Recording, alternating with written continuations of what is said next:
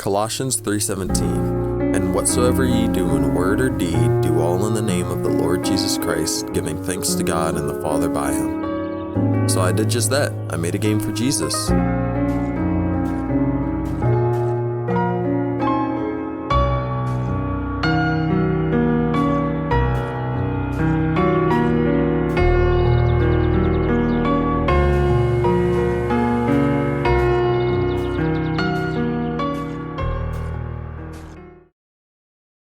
So since last video, a lot has changed. Cold Bloom is on hiatus until I become a better game developer. Broken Will and Grim Fantasia are on pause, and most importantly of all, Faith Requiem is not even the same game anymore. So let me tell you how I created and released my first game on Steam. Prayer.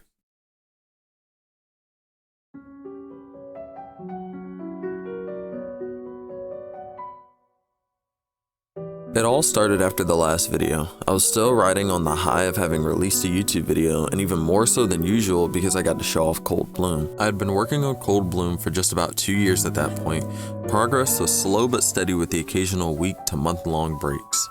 With Cold Bloom, I was so passionate about the idea that even when it was hard to work on, it was easy. And with finding God and becoming a Christian, my consistency was where I always wanted it to be. The only time I wouldn't work on my game was when I had something to do that day, but even then I would at least still open the project. This was because the more I studied the Word, the more I put God first, and the more committed I became to God, it made committing to other things a lot easier.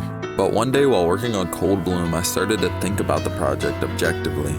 I had just added a new enemy that was like a mini boss but wasn't.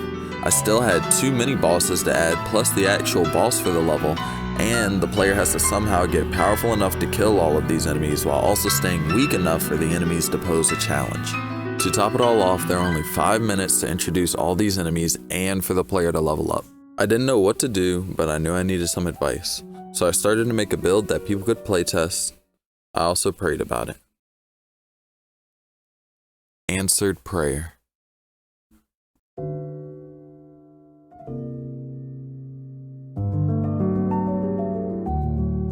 A few weeks later, the playtest build was done.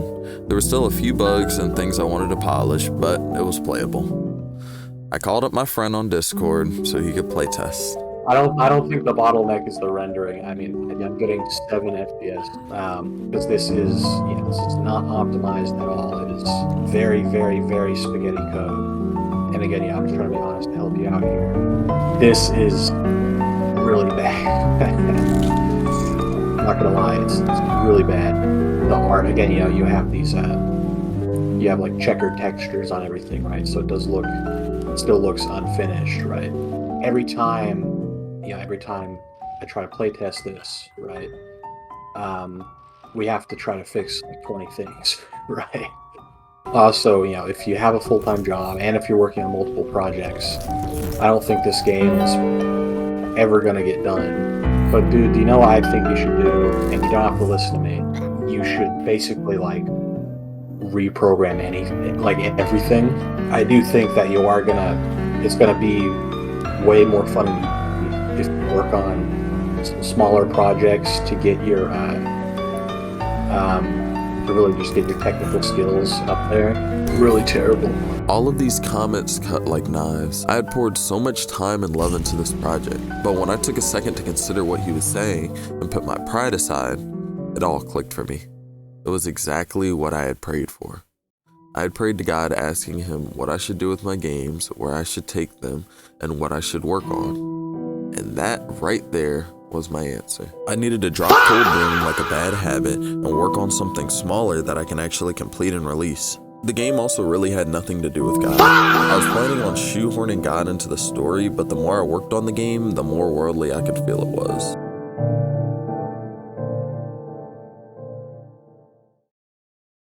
Next steps.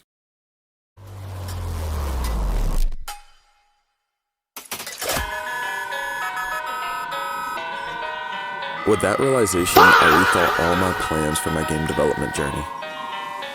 My goal now was to make the smallest game I could make.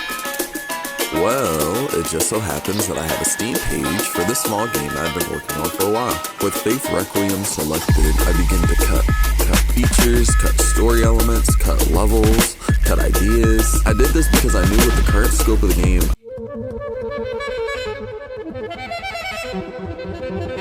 I would never finish the game, so I changed the game to a walk and talk simulator. You walk up to an NPC, you talk to them, then repeat. I made it so simple because I wanted to code everything myself so I could better grasp the fundamentals in Godot instead of using tutorials and code I don't fully understand. I wanted to rebuild my knowledge from the ground up.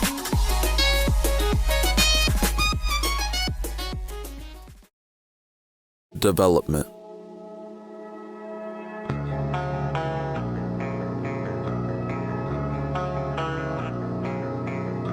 Now that I had the idea, development should have been easy and quick, but it was anything but. The mechanics were simple, the idea was simple, the story was simple, and that was the problem.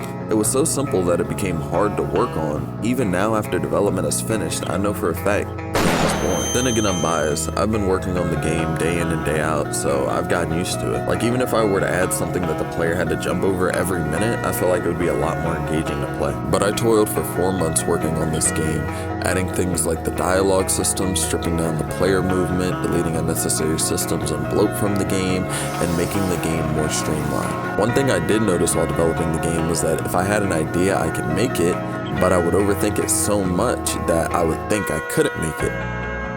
As soon as I would try, it would always work itself out though. It's the same way with God, funnily enough. When we worry about a situation and try to solve it our own way, it always turns out worse than if we had just trusted God in the first place. But the game would have taken longer if I did not decide one thing: that I was going to finish and release the game regardless of what my vision was for the game.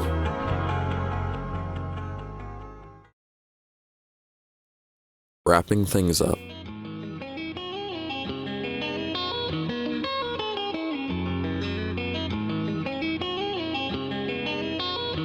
I was dead set on releasing this game by the end of November.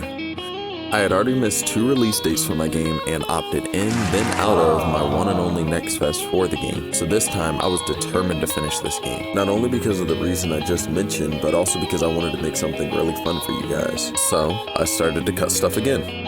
I cut the intro cutscene and the outro cutscene. I cut the entire final level and went for something more simple. And I even cut the music track I was going to make for the credits. Now with all the cutting I was doing, you would think I'd be ripped. Sadly not.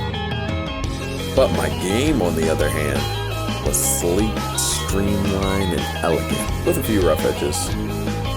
With that, I had finished the game, and man oh man, the excitement I felt was crazy. I can really only compare it to the excitement I feel when I think about meeting Jesus on Judgment Day, and think about how it will play out. Now with the game done, I had my beautiful, awesome, and amazing wife proofread over all the dialogue and text in the game. I had her playtest the game, I submitted a build for Steam to review, I made a trailer for the game, and then I released the game.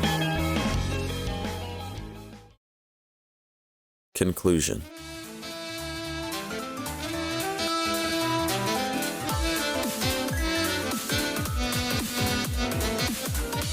It's been a crazy journey getting to this point.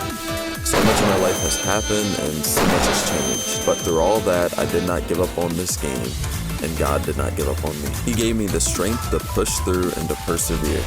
I give all the glory to Him. Oh, by the time this video releases, I will have turned 20 years old. And to commemorate being alive for 2 decades, I will be making a special video. The game is out now, so go and play it and buy it and tell me what you think, good and bad. I'm so grateful for every single one of you that watched the video, and I hope you have a good day, Lord willing. See you in the next video.